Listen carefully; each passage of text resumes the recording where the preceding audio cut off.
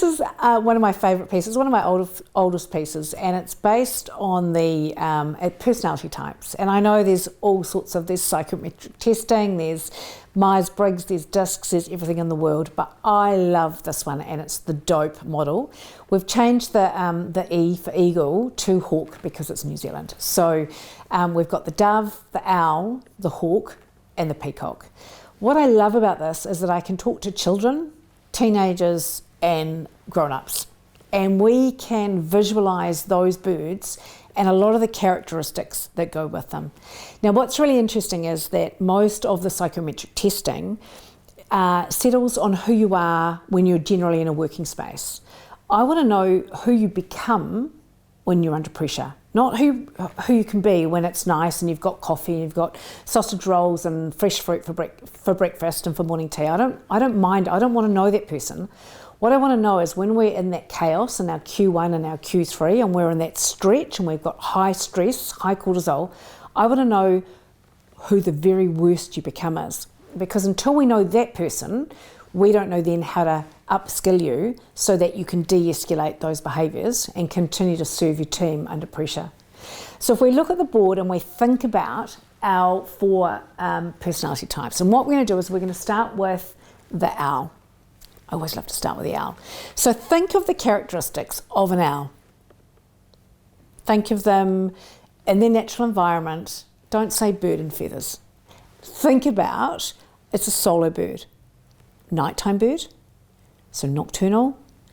They love spending time on their own. They are, now be really, really careful about thinking about owls because people think they're sort of small furry things. They are predators, right? They are hunters. They're just quiet and they have least ego generally than the hawk. The hawk's quite vivacious in its own way. It's quite determined. But the owl, so if we think of the personality, the person that fits in that quadrant, at their very worst, they become quite pedantic, process-driven, systems-driven, quite introverted. Their brain is just going all the time. They're overthinking stuff. They won't make decisions because they don't want it to be wrong. They want to analyze data.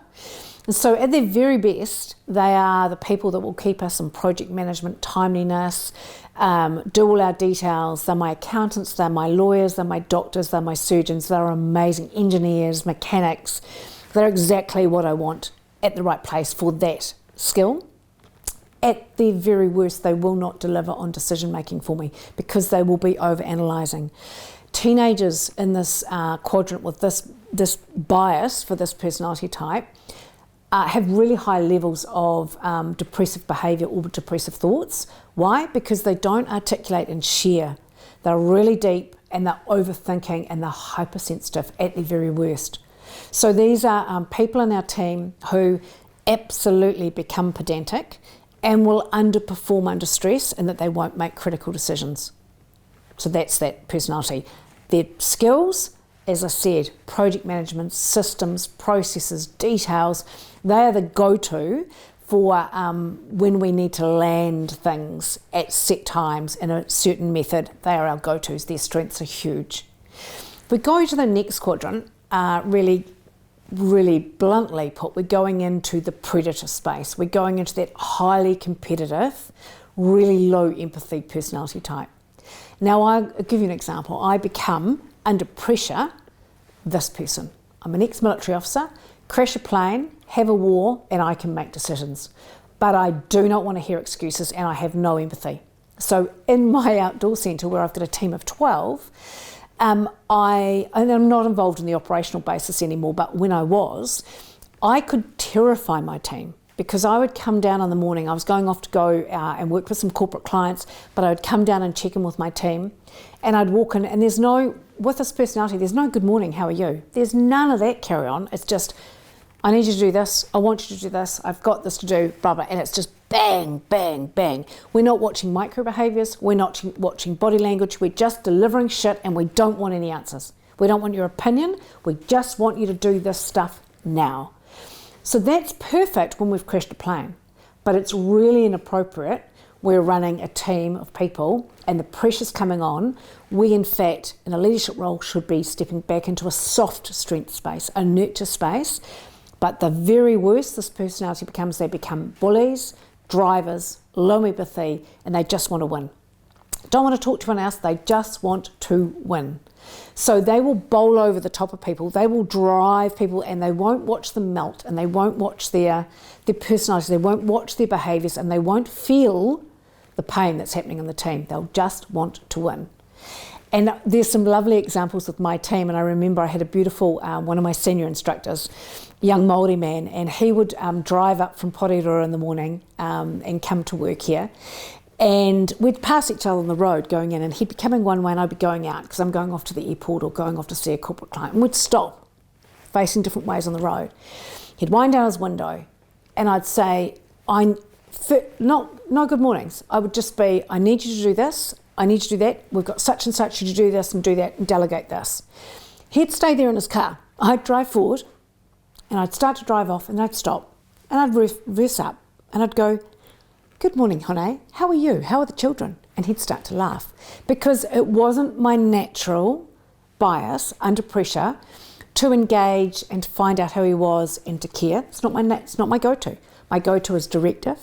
And if you think about yourself, when you write an email, do you just type in that email, start the first paragraph and then go back and add in the social niceties before that?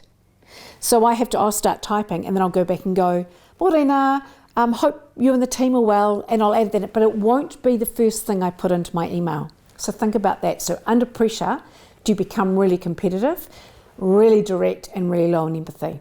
It's not a problem if you do. We just need to know it, because then we need to know how we can adapt that behaviour or how we can upskill others to understand who we are in those moments. If we drop down to peacocks are hilarious. So peacocks it's my social, or in fact it's my facilitation style. Peacock, I think I'm funny in my own mind. I want to talk to you. I don't want to talk with you, I want to talk at you. I can be loud, I can be vivacious, I can be high energy, and that's that peacock. But at their very worst, they're just gobbygobs. They just never shut up. And they're loud in the office, they distract people. At their very best, they will sell anything. They are the influencers, they keep the energy up, they're funny, they're entertaining, they're beautiful members of the team. So at their very best, they're extraordinary members of the team. At their very worst, they're insensitive, they're manipulative, they're loud, and they're distracting. So think of the people that whether that's you yourself, but at least when we know that. And I'll give you an example of a peacock that I remember seeing as a child, and I was a teenager, and I didn't understand the personality types. But I was at a private girls' school in Auckland, where I spent my teenage years, and I remember coming around the back of the school hall, and there was some children there, some teenagers there, and there were the cool girls, and they were the peacocks, and they've got the matching armrests and the bandanas, and they've all got the same gear, and they're cool.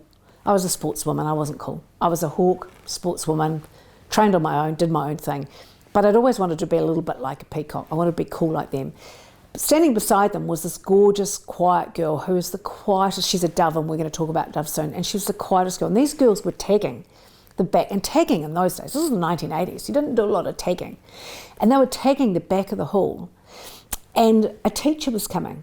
And the lookout obviously called, well, the peacocks buggered off. So the peacocks handed the spray can to the dove, this quiet, gentle girl who was hanging out with the peacocks because she wanted to be more like them. She wanted to be cool like them, and she was this quiet dove. Teacher walks around the corner, there's this poor, quiet, the nicest child in the world, and she's holding the spray can. And the peacocks, they've buggered off. And that is a really good example of what that vivacious show pony would be, but they don't want to take the responsibility. Now, we go back to the very best, entertaining, high energy, sell things, influence. So remember, we've always got great and not so great in each of these personality quadrants. When we go to the dove, we're looking at the best team member in the whole world. They're gentle, they serve others, they're nurturing, they're just the best friend in the whole world. They'll give you the jacket off the back, they'll share their lunch with you. At their very worst, they will at all costs avoid conflict. Like at their very worst, they just don't want any friction. They will also be manipulated by other people, peacocks particularly. Hawks, not so much. A hawk only has one purpose for a dove, to eat them. They see no purpose for them. A peacock will manipulate because they'll get them to do things for them, because doves do want to be liked. So I need you to think about in your team, and of course we need every single style of personality, but it's quite interesting when you use this terminology, because we don't pull up our Myers-Briggs 4-letter word. We don't pull up our disc profile. We don't pull up our I'm a purple spot bot or a red spot. But when I look at somebody in the office and I go, oh, bloody peacocks, yappity yap, yap, yap. And of course a peacock looks across at an owl and goes, oh, it's like watching white paint dry. They're so dull. I wonder what colour, what shade of white it will be. And the owl is sitting in the office looking across at the loud gobby peacock and going, I just wish you'd be quiet. So within the office, I want you to think about your team. I want to think about the skills that they bring. When we're delegating, we're also thinking about who we're delegating to based on their bias. And my coaching in a leadership role, my coaching and my growth conversations will be where that person goes at their very worst.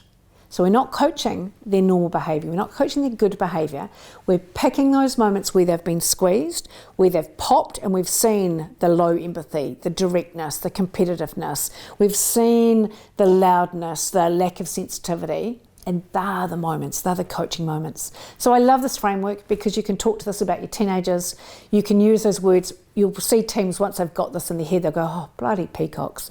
It's so funny to see it, it's a really useful tool, and it just means that when we're putting a team together, we're making sure we've got a little bit of everything, because if we have a whole team of doves, nothing will get done, no decisions will be made, but we'll all have a cup of tea.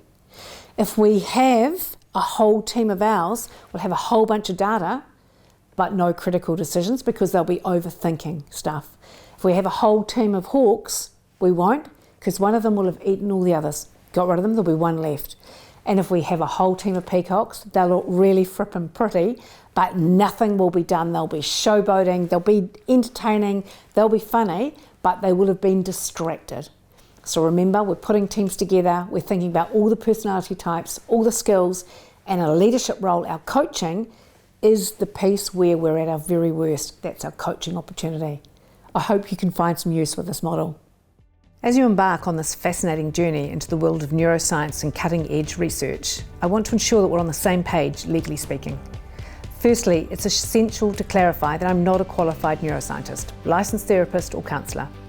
My role is to present you with meticulously sourced information from neuroscientists from around the world, drawing down from their doctorate papers and university research. I've taken the liberty of translating the scientific knowledge into layman's terms and spiced it up with my own unique interpretive dance, because learning should be both fun and actionable. However, please bear in mind that the information and courses provided here are intended solely for educational and entertainment purposes. They are not a substitute for professional medical advice, and I strongly advise consulting qualified health professionals such as physicians, coaches, therapists, psychologists for your personalised guidance. Your well-being is of the utmost importance to me. Therefore, while I strive to deliver intriguing insights, remember that making significant life changes require thoughtful consideration and appropriate guidance. You're invited to venture forth with me on this journey of discovery and growth, armed with knowledge and understanding to enrich our lives in meaningful ways.